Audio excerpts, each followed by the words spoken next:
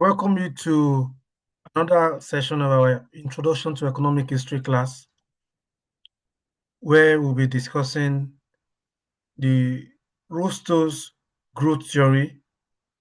Then also we'll look at another topic, economic growth and economic development. Are we together? Can I get a feedback? Yes, sir.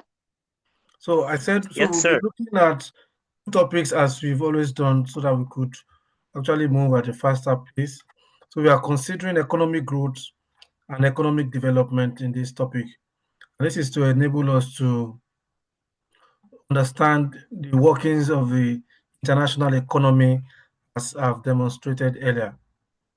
Right? You will recall that we noted explicitly that our economic system, right, is important in understanding the structure of society, how how the world economy, right, operates, and the models that shapes individual countries' level of development. So those are the kind of stuff we'll be looking at. Since we started with Malthus theory last week, we look at world economic system one last week. So we'll also go into the Rostow's theory of development. What Rostow's theory was a significant concept that shaped the understanding of global economy, of development, all right, and growth from the 1960s. So uh, he was the first to categorize societies, all right, the process of growth or development in societies into uh, five distinct stages, right? Which number one is the traditional society. The second is the transitional stage, which is the precondition for takeoff. Then three is the takeoff stage. Then you have the fourth stage, which is drive to maturity. And this fifth stage is the age of mass production. All right. So this theory has also been criticized and also been endorsed by various stakeholders, various scholars, intelligentials, development experts, and so. In this course, we're going to be looking at the various propositions of the W.W. Rostow theory. As we noted last week that human society over the past years has produced scholars, intelligentials, opinion makers of repute in all sphere of human endeavors. All right, and most of these people have contributed in significant ways or the other to the social, political, and economic development of their state or nations. They have helped to develop, to coin out, to fashion out concepts and models upon which societies adopt or operate. When we started last week on world system, we noted how the adoption of mercantilism, the proposition of mercantilism and laissez-faire shaped the structural workings of the global economy, all right, in the 18th century and beyond.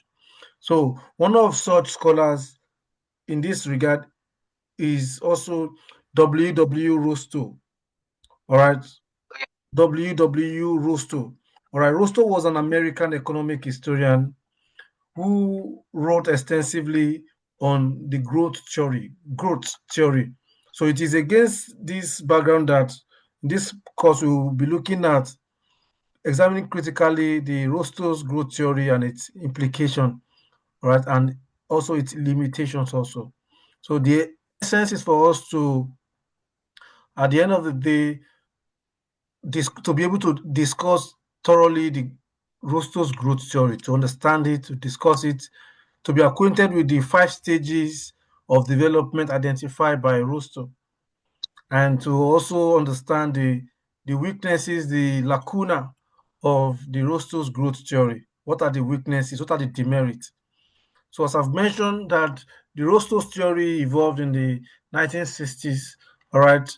In 1960, American economic historian W. Rostow was the first to point that countries usually pass through, navigate five stages before they could achieve development, right? That modernity or socio-political, technological advancement usually occur when a country has passed through the usual routine, that there is no uh, miracle, there is no transcendental solution to achieving development in any society. That the only key to achieving development or growth is for society to pass through five pristine stages, and this is categorized into five, which I've mentioned. This is the transition from underdevelopment to development. So you felt that no country can move from the stage of underdevelopment to development without passing through these stages. So of course, the first of those stages was what it described as the traditional society. So he argues that the economy in the traditional society is usually agrarian. It is usually dominated by agriculture, subsistence trading, and agriculture, where input is consumed by producers and not traded. You recall when we treated the topic on factors of production, which I shared a slide with you. You will recall that most pre-colonial African societies operated at this level, where subsistence agriculture was the key structure of the economy, was the dominant characteristics of the pre-colonial African economy. Food was produced at a very, very small level to take care of immediate or extended families' uh, exigencies. So there was no need for people to export.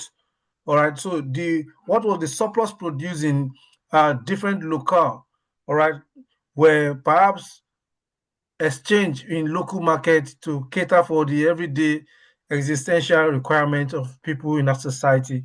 So this was the traditional stage which W. Rostow identify. So in addition, he noted that trade is mainly done by barter, as I've mentioned, while agriculture is the most important activities in the production. And it also explained how labor is intensive, using limited capital, crude technology. So in traditional society, there is no machine. Agriculture is done using simple implements, cutlass, hoes, all right, compared to what is found in advanced societies, advanced economies, where machines, tractors, and these days now we're talking about artificial intelligence, all right, dominate or performs the everyday industrial activities or agricultural activities. So W. Rostow says that every society passed through this stage, this traditional stage, even Europe. Right, there was a time where Europe, Britain, or England, or any of the developed countries, as you speak today, they were at this traditional level where things were done at a crude, at a very primitive level, to put it mildly. All right.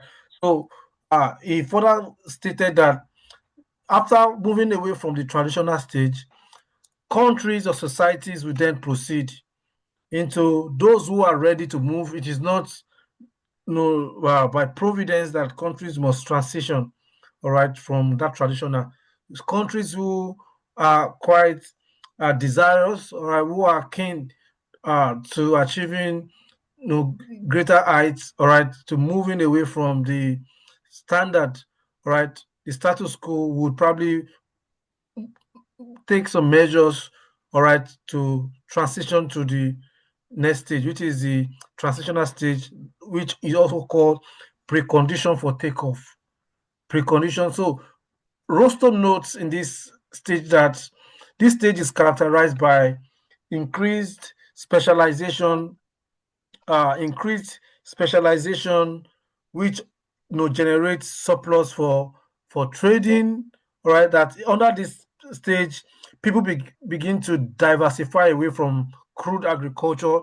People begin to develop themselves, all right, and imbibe new vocations rather than everybody practicing the same occupation like farming.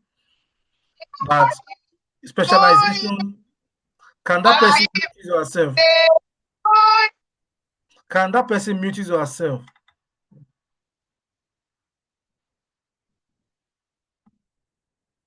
This stage is characterized by increased specialization, which he argues generates surplus for trading. So when people diversify from agriculture, for instance, that someone wants move away from agriculture to go and start doing crafting, blacksmithing, goldsmithing, drumming, palm wine tapping, oratory, or uh, become a warrior or become a cloth maker.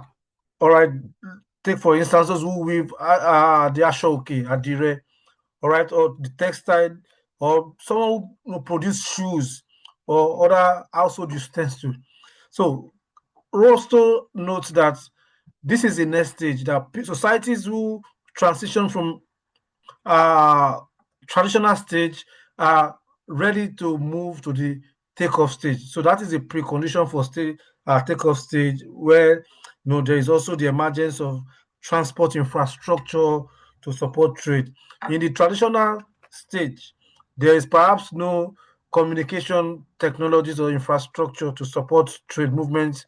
All right, but as people diversify away from agriculture, some form of transport infrastructure will be created. Maybe either you use camel or horses or the cart, or the one they pull with oxen and camel, so that goods and services will be able to move from one place to the other.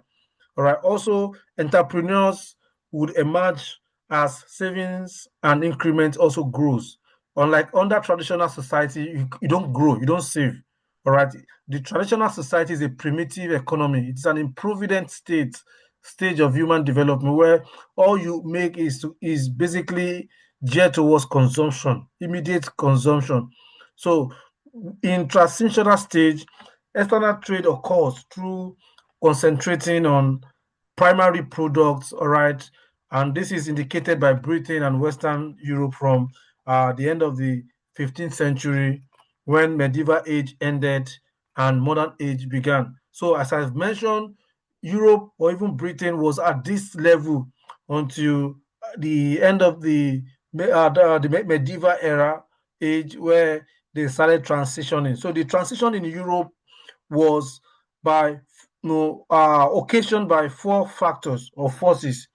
All right, as you need to note that very carefully.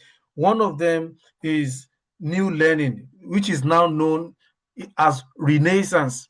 All right, there was a stage in Europe where Europe was regarded as, of course, we must have heard about the Dark Ages in Europe. Dark Ages where religion and superstition, all right, and cultural norms permeated the fabrics of the society.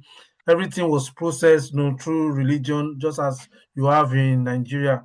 All right, you could see last week when people were celebrating, all right, some festival, or during Easter when people, you see all kinds of gyration, all kind of exhibitionism, all kind of celebration of razzmatazz, as people take imbibe. All right, some people even go beyond that to become extremists. Right, that was the situation also in Europe, where religion was it governed the lives, the socio-economic political systems of the society.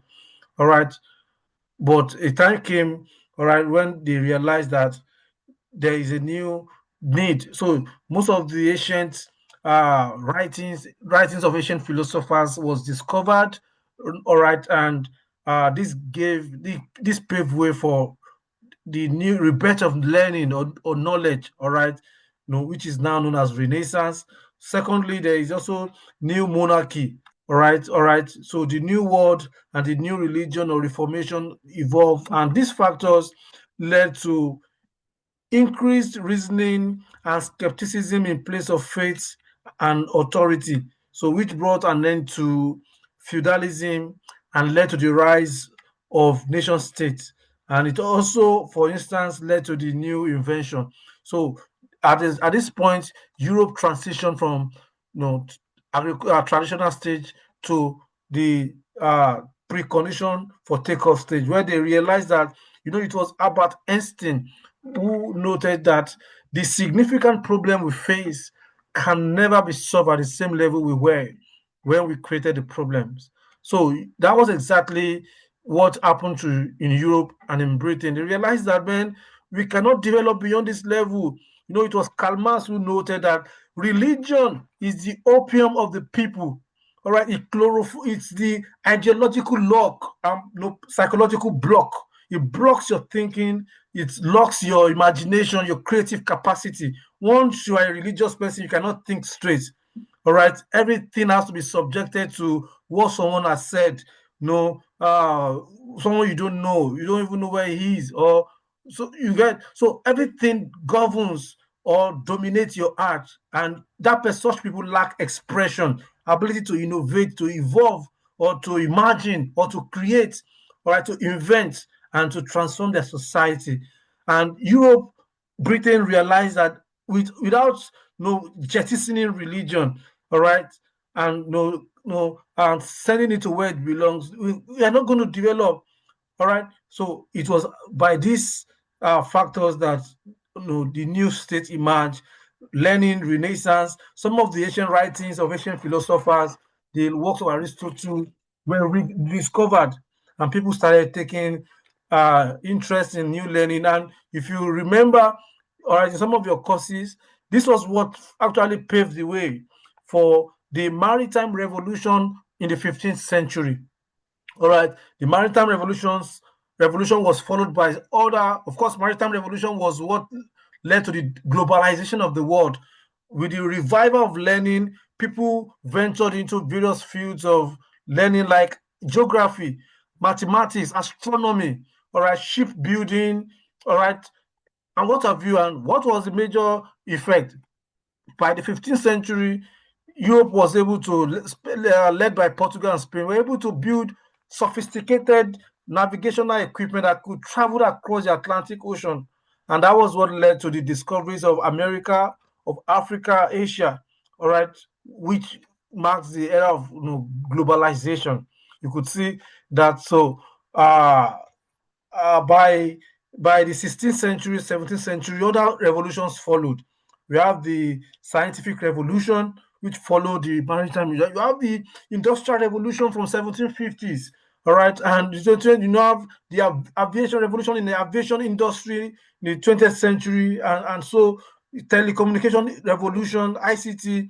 All right, now look at the revolution, ongoing with artificial intelligence. All right, and these are the process highlighted by W. Rostow. Then the third stage highlighted by Rostow is the takeoff stage. That when a society has moved, all right, from the has gone through the precondition stage, you now move to take off stage. And this takeoff stage is mainly characterized by increased industrialization, all right, with workers switching from agriculture to manufacturing. All right, so people are no longer farmers. People are no longer, even those who are practicing farming, or are now practicing it at an industrial level, not using hoes and cutlass and chisel, all right, and primitive technology. All right. However, growth is concentrated under this stage in a few regions and a few industries, right? Because not everybody will be able to be industrialists, to emerge as industrialists. So in this stage, the level of investment reaches at least 10% of the gross national product, or a GNP. Okay, so this at least is a sign that the country or a society is ready to take a leap, all right, to take decisive measures in transforming its socio-economic existence. So, of course, it must also be stressed that the community ownership of land, under the state still prevail, and this was no individual property. So, but at least it is a stage characterized by desire, by innovation, all right, which has to do with industries. You are not just doing farming, so you are not just producing crops. You are trying to manufacture products, right, from these crops, from whatever you produce in the agrarian settings. Okay, and this is a great watershed, as I've mentioned, in the life of a society when growth becomes its normal condition. In this case, uh, forces of modernization contends against the habit of institution. So society is ready at this level to challenge some of these conventional beliefs, norms, superstitions, all right, that had kept them bound for ages. So people are now beginning to challenge, extend the frontiers of knowledge. Don't forget that at this stage there is the renaissance, rebirth of knowledge. People are now educated. People are now, they are not just going to be subservient to what the imam or what the bishop has said, or what the afar has said. They are going to challenge religious orthodoxy and institutions and norms. All right, they are going to want to have self-expression. All right, to think. All right, so what if you do this way? What if you don't do it this way?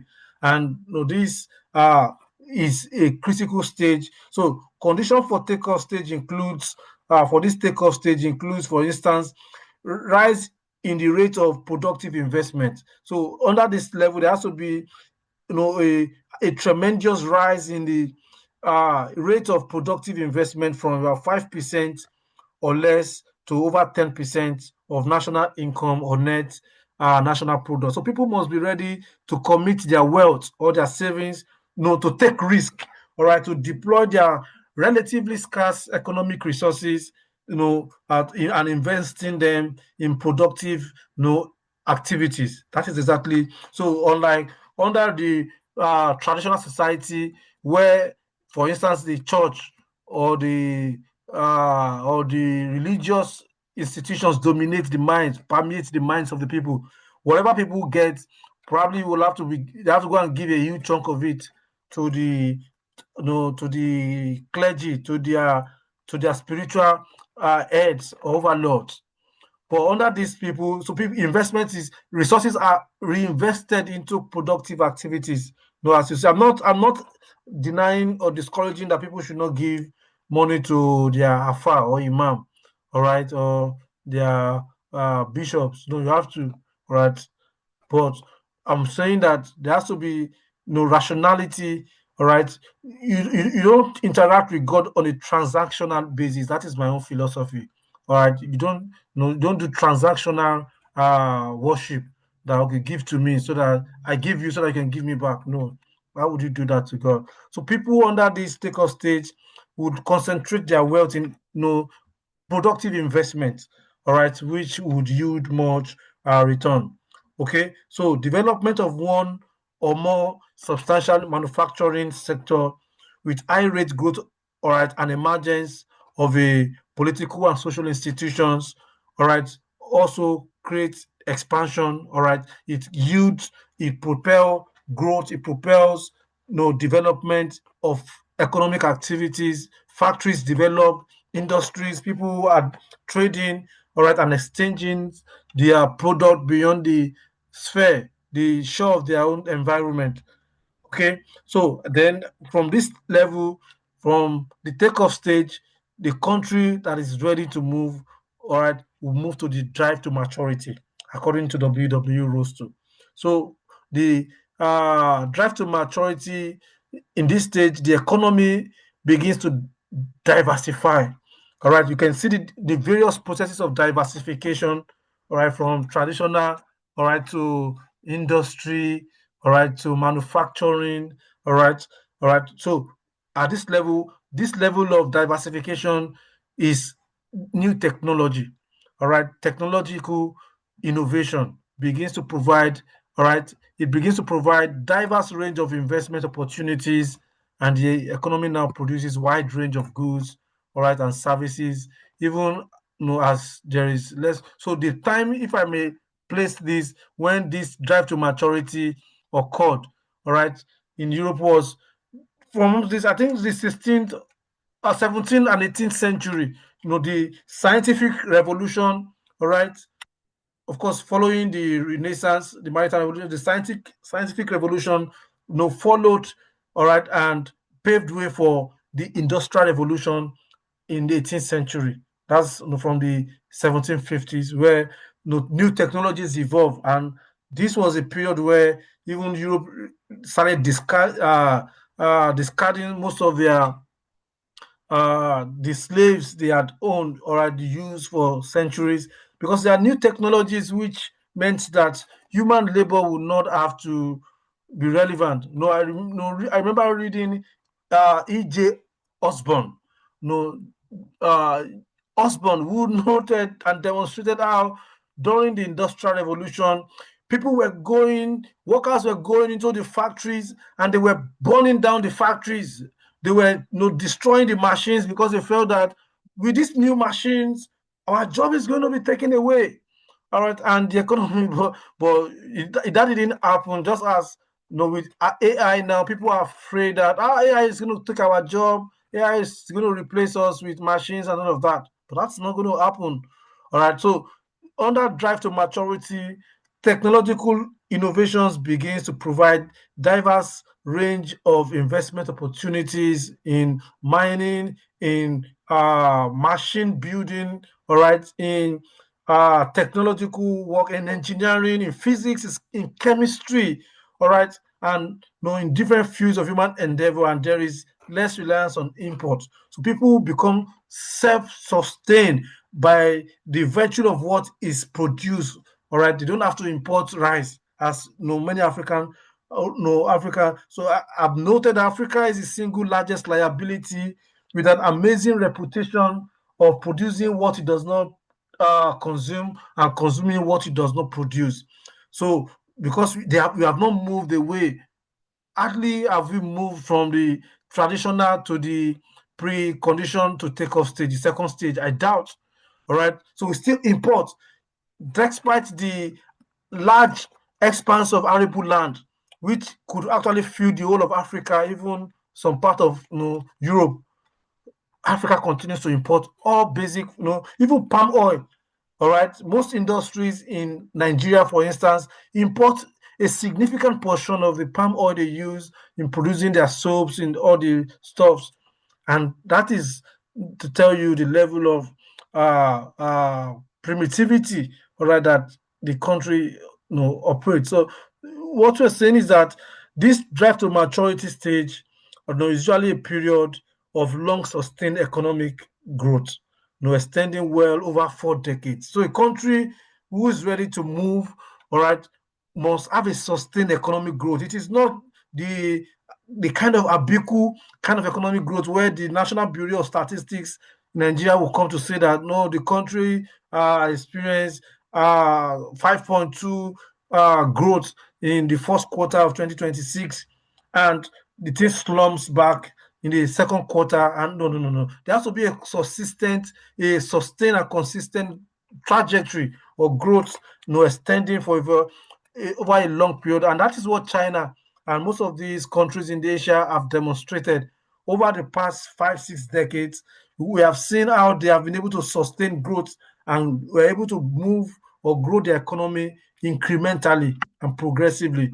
So, new production techniques, emerge under this stage as new leading sectors are created. New leading sectors, right, are created: manufacturing, car production, engine, aeroplane. Think about we talk about the 15th century marked by the maritime revolution. Who would have imagined that by the 20th, 19th, and 20th century, the aviation industry would emerge, where a machine, yeah, something in the form of a bird will be able to fly, all right, for hours and travel across the Atlantic. All right, if you imagine, that is the greatest, for me, in my own estimation, all right, that is the greatest miracle that has ever happened to mankind. The level of the science, the level of science, that underpin that invention is unimaginable. Most times when I travel, you see the when I came with Virgin Atlantic, very massive a hairline, very solid, very large, long, all right, as long as almost half of the faculty. And you need to see the number of crew people there. You imagine a plane carrying 400, 500 people, 800 people, and my box, I carry three heavy box. Each passenger, is carrying no less than 2 big boxes, all kind of stuffs. And this machine, this technology will move, soar to the sky, and travel for hours. Do you know what it means? So this is a stage where societies move, all right. And of course, you could credit the Wright brothers, Orville and Wilbur Wright, all right, were the two brothers who thought about this technology, and the they diversify and innovate, and also transform human communication system. You see the railway, all right, the steam engine which developed following the industrial revolution, and all of these, Michael Faraday, all right, even the electricity, the bulb, all right. No, you could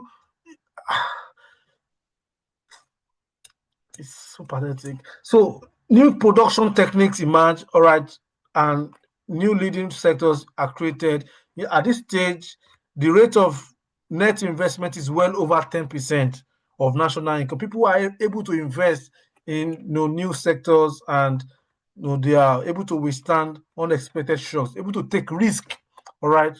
And three conditions also, however, are actually notable in this stage, at this stage of development. There are conditions that, all right, society don't just leap into these stages, all right. First is that the character of the workforce changes as it primarily becomes it primarily becomes skilled, all right. Every activity is skilled, so you don't need unskilled labor at this level.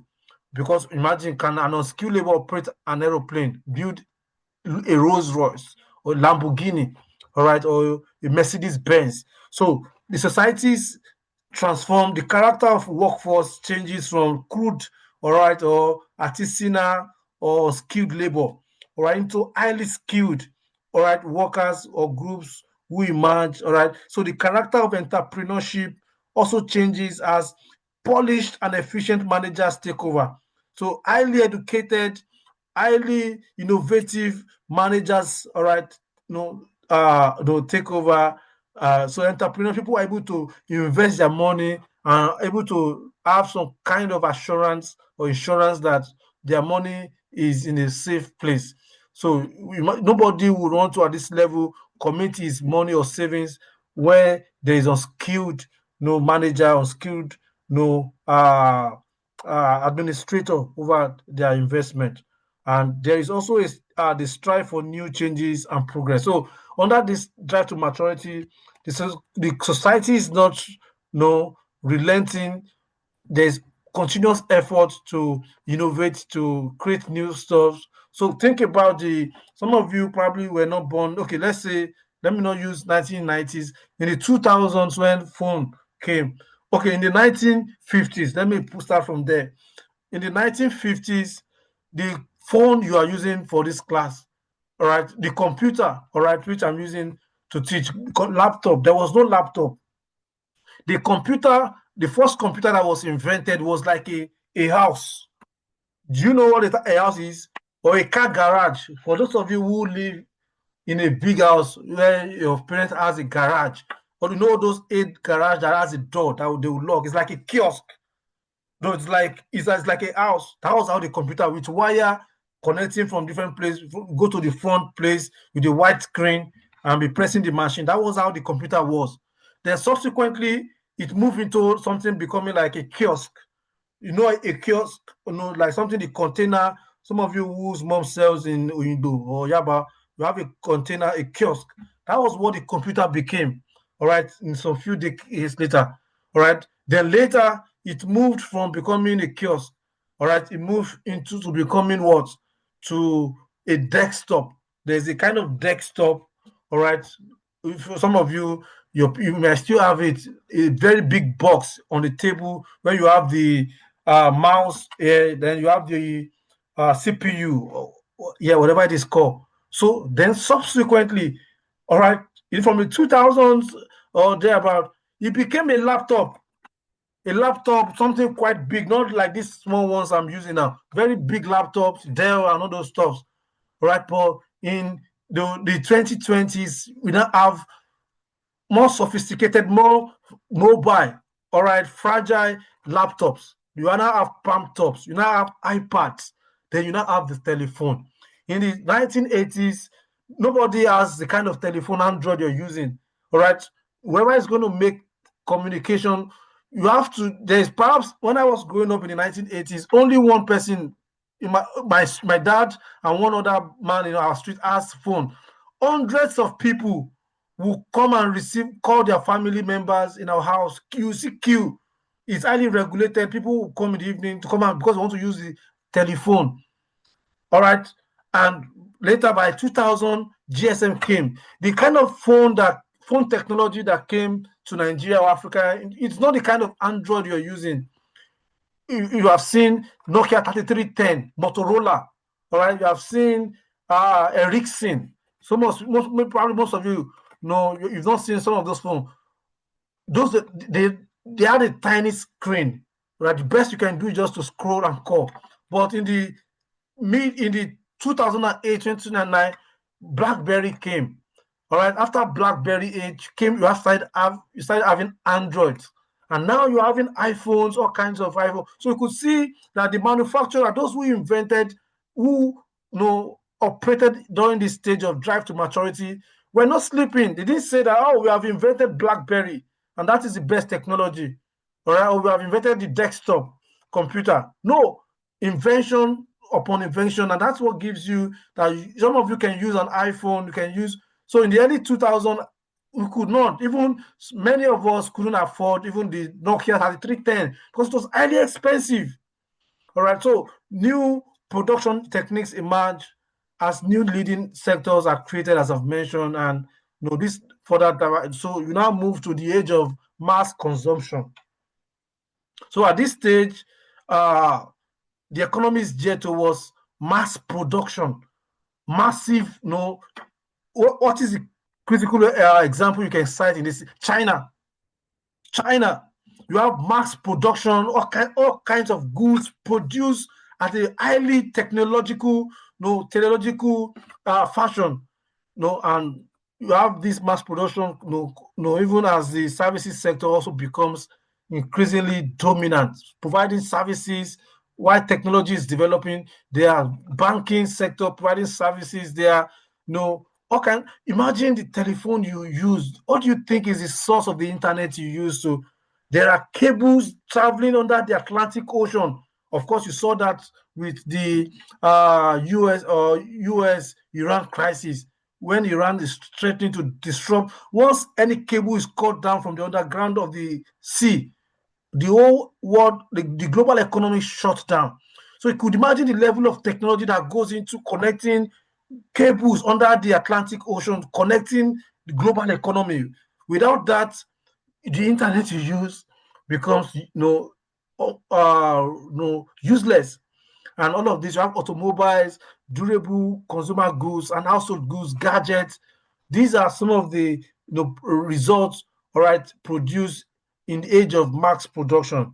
And this is where most the most first world countries are at the moment. Most of the advanced countries in Europe and America, in Asia, this is the stage where they are now. Age of mass production, producing countries specializing in different Bentley, some producing Rolls Royce. There are some producing just aircraft, some producing pharmaceutical products, some producing machines. I traveled, again from Oxford to Kew Gardens last week, and I was forced to stand for a moment to admire the bravery of a society like this. From London, you enter an underground. On top of the underground building, there are magnificent skyscrapers across. And under that building, you are going underground. I'm telling you that you have to use 3 elevators going deep down. And you see a large underground tunnel that travels as far as from Lagos to Ibadan, for instance, in different axes. And on top of this underground are houses, not just residential, industrial, no structures. You need to see the level of engineering and technology that had gone into all of this. Under the ground where people are having economy or living, another life is going on. Train are are running at the speed of light. It will crush a fly, all right, to ashes. Underground train, and on top of it are residencies, there are shops, there are houses, there are companies without shaking anything. You travel under the ground, and you need to see this is the age of mass production, right? Where technology shifts everything. This is where the first world economies are at the moment, and the stage of realization of W. Rostow's model. Again, three conditions are also noticeable here. Of course, first is that there is a national policy to enhance power, and influence beyond frontiers. There is a force behind it that ensures that things, continue. The standards introduced are not, abused. They are solidified, they are maintained, they are sustained, consolidated. All right. The second is that uh, effort to realize a welfare state through a more equitable distribution of national income through, for instance, progressive taxation, increased social security system, leisure to the working force, and finally, also a decision to create a new commercial centers and leading sectors like cheap automobiles, housing, and electricity, internet providers. All of these are some of the characteristics, some of the conditions you see. So those societies have been here, no, since I came to Oxford, traveling through London and other places. I went to Manchester. The light has never blinked for once. The electricity has not blinked for once. Anywhere there's internet in my house. There's internet. I don't have to buy. Of course, the rent comes with internet. That is a society that operates in the age of high mass production. You are inside the box traveling from Oxford to London. The bus has a Wi-Fi that you use inside the bus for your 2 hours. You get down around the university environment, there is the edu room, not the kind of connectivity you have in edu room. You are connected. You have to be productive. You don't have to wait till when NEPA brings light before you do something productively important for you. There is a necessity for you to just work. The work ethics requires that you have to work, because to whom much is given, much is expected. That is the society in the age. So when you say societies, you see that the difference between here and there is like heaven and earth. And this was keenly demonstrated by Professor, the Eurocentric scholar Paul Collier, who noted that Africa perhaps coexists with the developed countries in the 21st century, but their socio-economic and technological reality is the 14th century. That tells you that by equation, it is meant that Africa is about 400-500 years backward, and that is the reality. Come to classroom in your domain there, in any part of Africa, no projector to even teach. There's no sound system. There's no electricity. That is a traditional and a primitive stage of it. So the age of mass production requires more, from what we are. So what are the limitations of W. Rostow? So development economists have argued that Rostow's theory was primarily aimed at explaining the experiences of the developed Western economies and hardly justifies the experiences of the less developed countries that seems to have different cultures and resources. Of course, this argument might be strong, but for me, that is not enough. All right, yeah, societies may have a homogeneous socioeconomic characteristics, all right, but the the cultural practices that underpin this growth might be different. Yeah, but that is not to say that societies should remain stagnant, all right, uninnovative and lacking motions or creativity. So Rostos was criticized for the generalization that the generalized nature of the theory, in the sense that they felt that it limits it is quite limited in its application, that it does not reflect the historical and cultural realities in other climes, especially in Africa and Asia.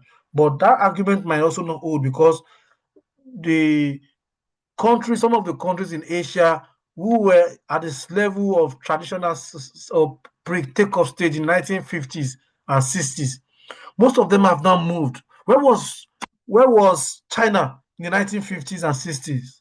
Yeah, perhaps in the second stage. Yeah, it was with Mao Zedong. All right, the the radical leader who felt that it does need to open up, and it was one who was able to drive the growth. What about Singapore? All right, under Lee Kuan Yew, the one who laid the foundation of economic prosperity of Lee Kuan Yew. So societies might Singapore in 1950s, 60, perhaps China in 1950s was at the same level. Perhaps Nigeria was richer than all of these places by in 1960. But look at where they have gone. All of these have become first and second world economy. All right. Why our own economy continues to borrow, it still remains traditional. All right. And so Albert Einstein, as I said, notes that the significant problem we face cannot be solved at the same level we were when we created it. There has to be a paradigm shift, all right, in the way we think and the way we do things for us to change. All right. So again, those who criticize Rostow says that many countries that are developing today did not seem to have realized to have relied on Rostow's development model, that it is not important for countries to follow this trajectory.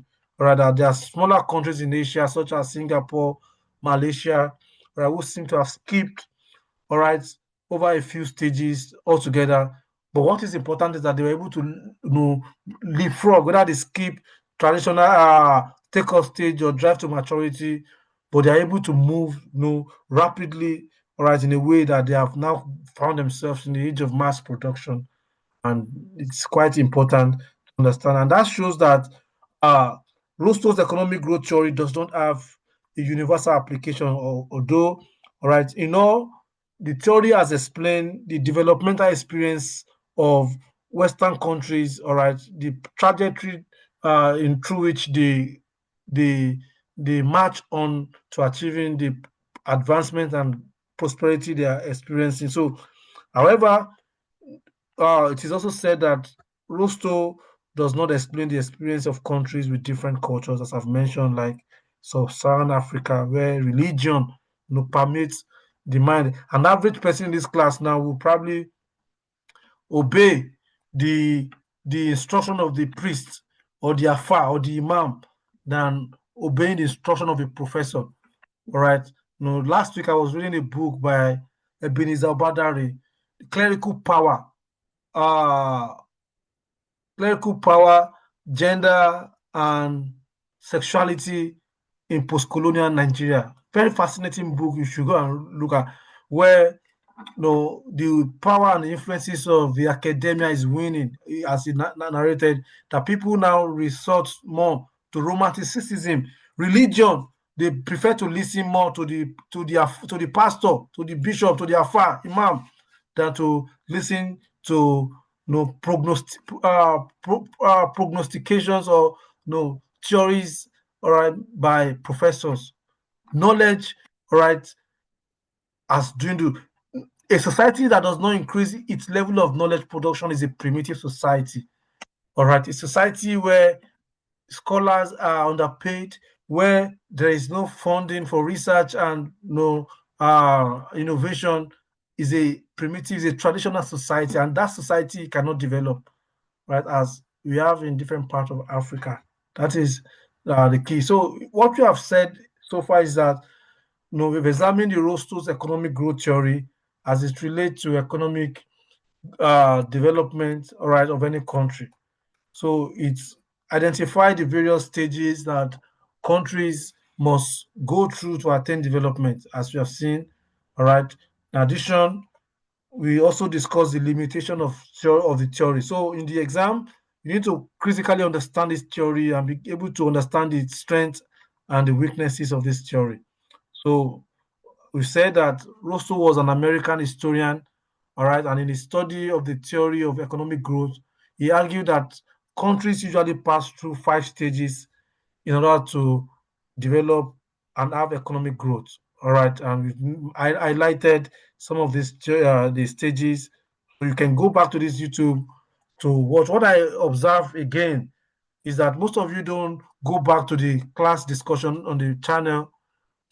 Of course, to whom much is given, much is expected. If you continue to write those AI stuff, you not have a passing grade. That is the important thing. So I would not. What I would want in the exam is perhaps to regurgitate the know what the way I'm teaching. All right, perhaps is the best way. If you don't engage with the teaching properly and read the relevant text as I've highlighted, if you go and use some AI, that might be very difficult. All right, so I won't say more on that. So if you have any question before we switch to the next class, can you just uh, state it categorically? Any question?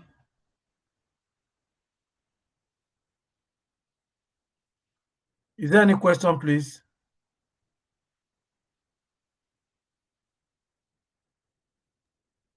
No, sir.